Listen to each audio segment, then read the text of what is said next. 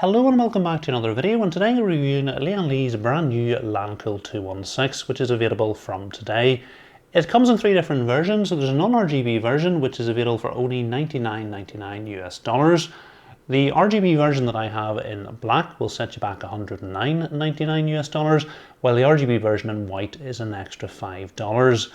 So before we get into the case review, if you do enjoy this video, remember to give it a thumbs up. And if you're not currently subscribed to the channel, please help me out and hit the subscribe button. Also, I've already made a full step-by-step build guide in this case, and you'll find a link to that video in the description. Okay, let's take a closer look at it. To remove the tempered glass side panel, there's a captive thumb screw at the back, and once it's been loosened, the panel can simply be tilted out and lifted away. The other side panel doesn't have any thumb screws securing it, so it can simply be tilted out and lifted away. Taking a look at our case's front I/O, we've got a power and reset button, a combined headphone and microphone jack, we've got two USB Type A ports and a single Type C port. It is possible to move the case's front I/O to the side of the case, which should make it more convenient to access if you plan to set your PC on the desk. Alternatively, for only $13.99 you can install Lian Li's optional ARGB controller and USB module, which gives you two extra USB Type A ports as well as some buttons to control the case's built-in ARGB hub. The case's top panel can be removed by loosening the two captive thumb screws at the back.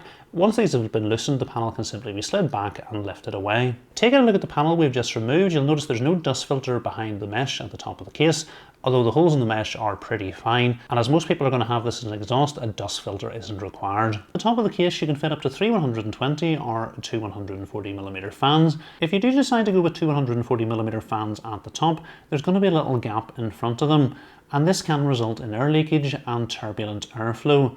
Lian Li have thought about this, and they include a seal plate in the case accessory box which can be secured with 4 screws, and not only does this look much tidier, but should result in improved airflow throughout the case.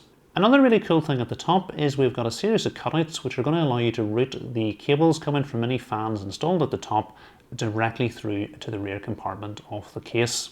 To give you improved access during the build, the top of the case is removable. It's held on with 2 screws at the front, and once these have been removed, the top of the case can simply be lifted off. The case's front panel can simply be pulled off from the front, and if we take a look at the back of it, you'll notice there's no dust filter included, although the holes in the mesh are pretty fine. If you are somebody who prefers the dust filter in the case, this is available as an optional extra. With the front panel removed, you can see the two 160mm ARGB fans that are pre-installed at the front. They've got lighting both on the rim of the fans and the fan blades themselves, and each of these can be controlled separately. If you prefer at the front, you can mount up to three 120 or two 140mm fans, or a 360 or 280mm radiator. The front fans are installed in a removable bracket. They're held on with 6 thumb screws, and once the thumb screws have been removed, the fans can simply be lifted away. At the rear of the case, we've got a 140mm fan pre-installed, and like the fans at the front, it is a PWM fan, although unfortunately it doesn't have any ARGB on it. At the bottom of the case, we've got a mesh panel, and unlike some of the other Lancool cases, this isn't actually a door. If you pull it from the top, it doesn't open. Although it is removable, there's a screw at the back we can remove and then slide it backwards. I can't think of any reason why you would need to remove this during a build. Bottom of the case, we've got a tray-style dust filter over the power supply's intake fan, which can simply be pulled out from the back. In terms of motherboard support, the Lancool 216 will accommodate motherboards up to ATX in size, up to a maximum width of 280mm. In its standard configuration, it will accommodate motherboards up to ATX, and to accommodate an eATX motherboard, you need to reverse the cable bar over to the side. It's held on with 3 screws, and once the screws have been removed, you can flip the cable bar on its long axis and then resecure it with the same 3 screws. So we've got 2 different height options for installing the motherboard in the case, and if we take a look at the standoffs at the back, there's an up or down arrow location, and by default the standoffs are installed at the down arrow location for water-cooled mode. So water-cooled mode is optimized to allow you to install up to a 360 or 280mm radiator at the top, and you've got up to 63mm of space for a radiator and set of fans, and Lian Li say the maximum compatibility in terms of height for the fans and the radiators is 60mm. If you move the standoffs to the upper arrow position, this switches the case into air-cooled mode, and this means you're not going to be able to fit a radiator at the top, and you're limited to three 120 or two 140mm fans. The advantage of air-cooled mode is that you're going to have more space down at the bottom. Because the motherboard is slightly higher up, you're actually going to be able to fit two 140mm fans at the bottom in air-cooled mode, while if you have the motherboard installed in the lower position in water-cooled mode, you're limited to two 120mm fans. It is also possible to mount a 240mm radiator at the bottom. You might be wondering how this works with your I/O shield. Well, the I/O shield bracket is actually reversible.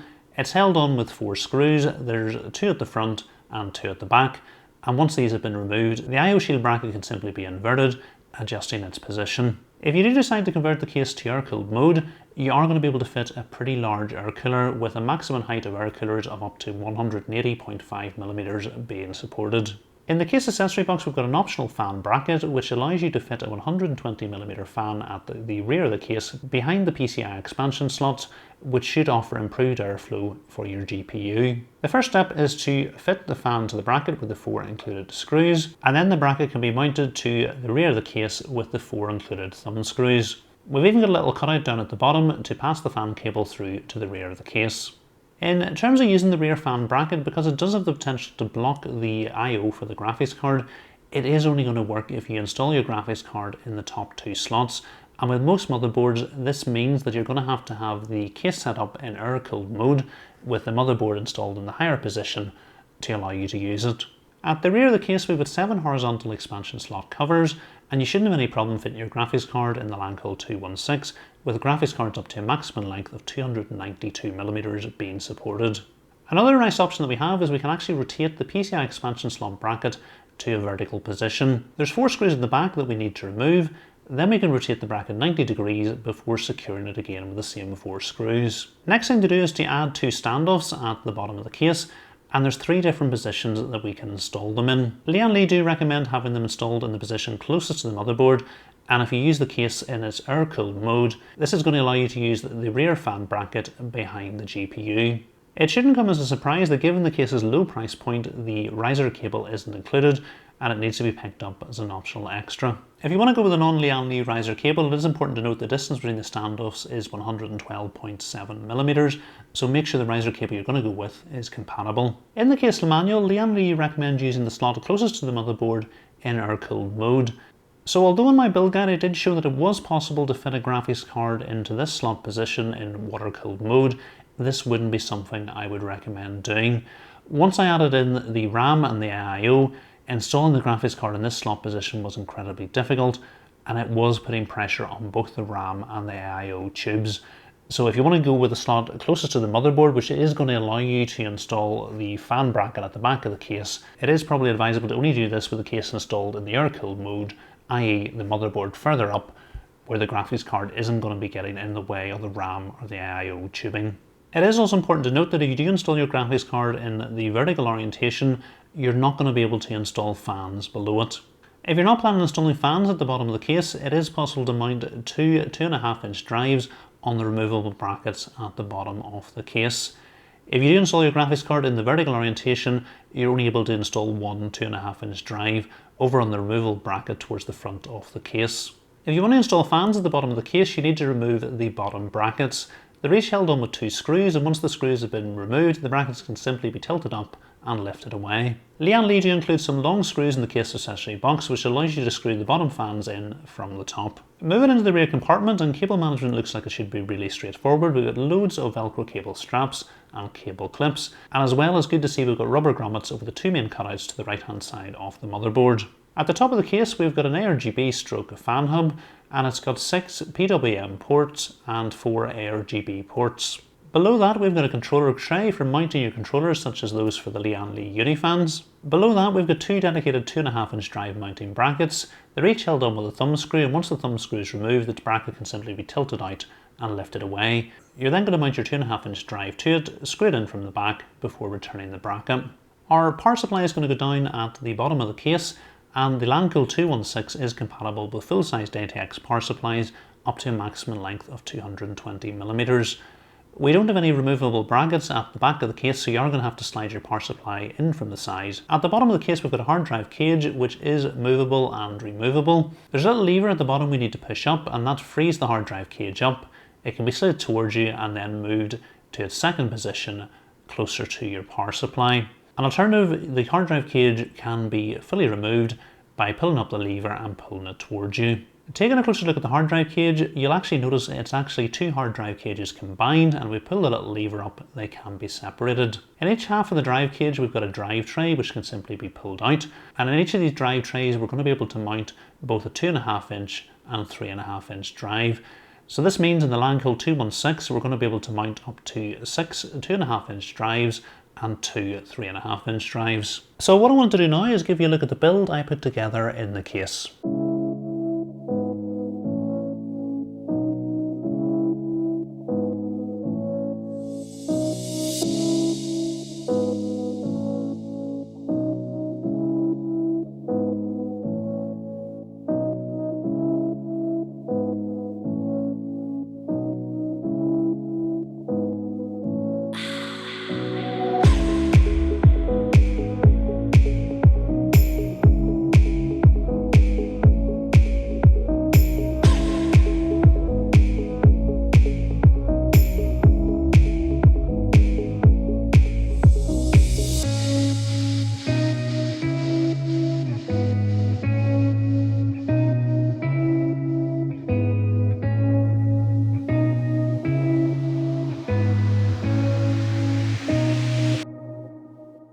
So the build looks great, but what about the temperatures? So our Ryzen 9 7900X idled at 45 degrees and reached a maximum of 83 degrees during a 10-minute IDA64 stability test. Our ROG STRIX RTX 3080 idled at 31 degrees and reached a maximum of 69 degrees during the stability test. In terms of noise levels, the average noise at idle was 36 decibels and the average noise under load was 55 decibels. So very acceptable temperatures and very impressive noise levels, particularly given the number of fans in the case. So do we actually need all the fans? So the next thing I did was removed the fans at the bottom and reran the temperature tests. So with no fans beneath the GPU, the only difference to your CPU temperatures was that our CPU ran 1 degree hotter under load, while our GPU was 3 degrees hotter at idle and 1 degree cooler under load. In terms of noise levels, not having the fans at the bottom didn't make any difference at idle, but was 4 decibels quieter under load. So it doesn't seem that having the fans at the bottom makes much of a difference in terms of temperatures, and in fact our GPU ran cooler by 1 degree without them. One important thing to say is that the motherboard I'm using, the PCI expansion slot at the top, is actually slightly lower than in most motherboards. So I installed the GPU horizontally. It was in the 3rd and 4th expansion slot rather than the 2nd and 3rd like it would be with most other motherboards. So this meant the GPU was slightly closer to the fans, and that may have influenced the temperatures, although it did look like there was a good gap between them. The other important thing to factor in is the aesthetics, and I think the fans at the bottom looked really good. And they also do a great job of blocking all the cables plugging into the bottom of the motherboard. So you're going to have to weigh all that up in deciding whether you want fans at the bottom. The other factor to bring in is also the noise levels, and there was a significant increase on the noise levels under load without any benefit in terms of temperatures. So the next thing I wanted to look at was the graphics card installed vertically. So I started off with it installed in the position closest to the motherboard. So the graphics card installed in the vertical position, our CPU idled 1 degree hotter, and there was no difference to the CPU temperatures under load. Looking at the GPU temperatures, there was no difference at idle. However, having the graphics card in the vertical position meant our GPU ran 3 degrees cooler under load. The GPU is also quieter in the vertical position by 1 decibel at idle and 3 decibels under load. So in terms of temperatures and noise, your GPU is definitely better in the vertical orientation in this case, although that does mean you're going to have to buy yourself a riser cable because it's not included with the case, and not everybody likes the graphics card in the vertical orientation. When I did have it installed all the way towards the back in the motherboard, I wasn't particularly happy with the look of it. I thought it looked too far towards the back, and I felt there was too much space at the front of the case. And also there was quite a bit of difficulty getting it installed in there, and it was putting pressure on the RAM and also the IO tubing. So I wouldn't necessarily recommend it in this position. So the next thing I wanted to test was moving the graphics card to the front position. So the graphics card moved away from the back of the motherboard towards the front tempered glass panel. There was no difference to the CPU temperatures at idle, and our CPU ran 1 degree cooler under load. There was absolutely no difference to the GPU temperatures, However, having the graphics card installed towards the front tempered glass panel did increase the noise levels by 2 decibels at idle and 1 decibel under load. So the next thing I wanted to test was, did the rear fan bracket actually improve the GPU temperatures? And as I've already mentioned, if you only have your graphics card stored horizontally, you can only fit the rear fan bracket in air-cooled mode. So the only option we had to test it in water-cooled mode was with the graphics card in the vertical orientation, installed all the way in the back of the case next to the motherboard. So I added a rear fan at the back of the case, starting off with it installed in exhaust. So there was absolutely no difference to our CPU temperatures both at idle and under load, and having the rear fan bracket set to exhaust brought our GPU temperatures down by 1 degree both at idle and under load. It did, however, come in the cost of noise, and that was 3 decibels of extra noise at idle and 2 decibels of extra noise under load. The next thing I did was flip the rear bracket round, having it set to intake.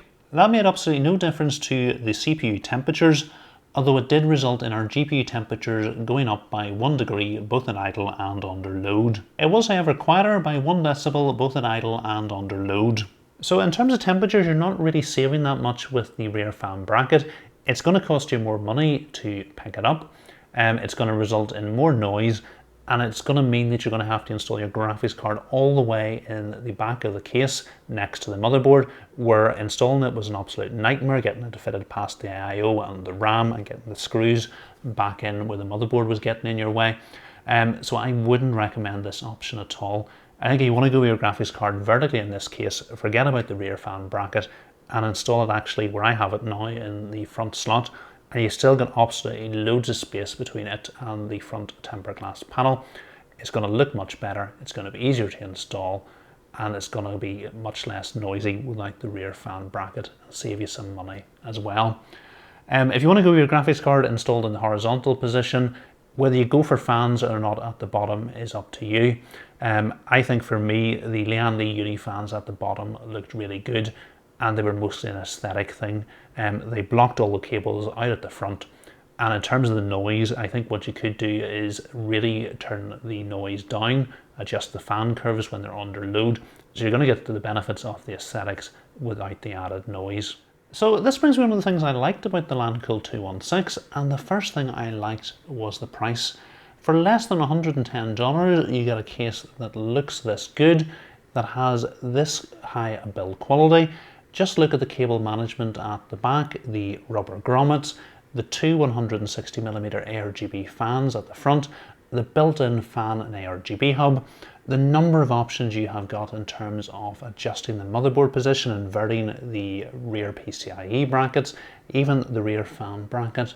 You've got an awful lot in this case for a very small price. And what it really reminds me of is the Lancool 3.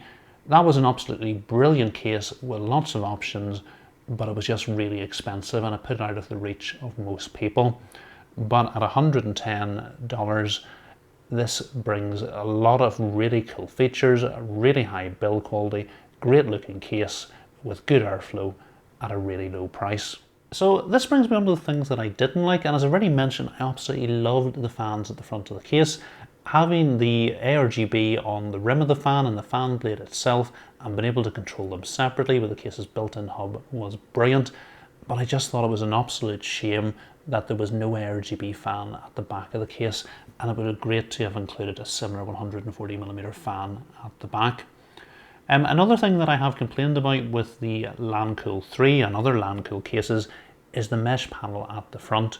If you actually install ARGB fans at the bottom, the light shining through lights up everything in the bottom compartment and shows up all your cables and cable extensions at the bottom. I got round it in this build by using the Lian Li Uni fans SL120, and they don't have light on the fan blades themselves, so they didn't emit an awful lot of light into the bottom, although if you did look carefully you were able to see the cables past it. And I would really rather have a solid panel at the front and the perforated panel at the back, and that way you get the benefits of improved airflow but wouldn't be able to see your cables from the front. Another thing I would like to have seen was a little cable cover at the front of the case where you would put it on if you weren't installing a radiator, and again it would just prevent you seeing any of the cables down at the bottom poking through. And then the final thing I didn't like was the fact that the steel side panel didn't have a thumb screw securing it. It simply clipped in at the back. And you've seen a lot of my builds, cable management isn't my strong suit, and a lot of the cases I'm relying on is the thumb screws at the back to hold the side panel back on. Although fair play to Lian Li, this is one of the best cases I've used in terms of cable management. With all the clips and Velcro straps, even I was able to get the side panel on and get it to stay in place without the thumb screw. But having that thumb screw I think would have been a nice option just to make sure the side panel wasn't going to pop off. So we've now reached the stage in the review where I need to tell you, should you go out and pick up the Lancool 216. So for less than $110, you're getting a case that looks this good, has exceptional build quality, has a whole range of innovative features and customizable layouts, and has excellent airflow. So it's a complete no-brainer. This is an absolutely brilliant case and you should most definitely go out and pick it up. So if you do want to do that, remember I have done a full step-by-step build guide in it, and if you are thinking of doing a build in the case, you're probably going to want to check that out, and I'll put a link to that video in the description. As well, if you have enjoyed this video, don't forget to give it a thumbs up, and if you're not currently subscribed to the channel, please hit the subscribe button as well. Thanks for watching.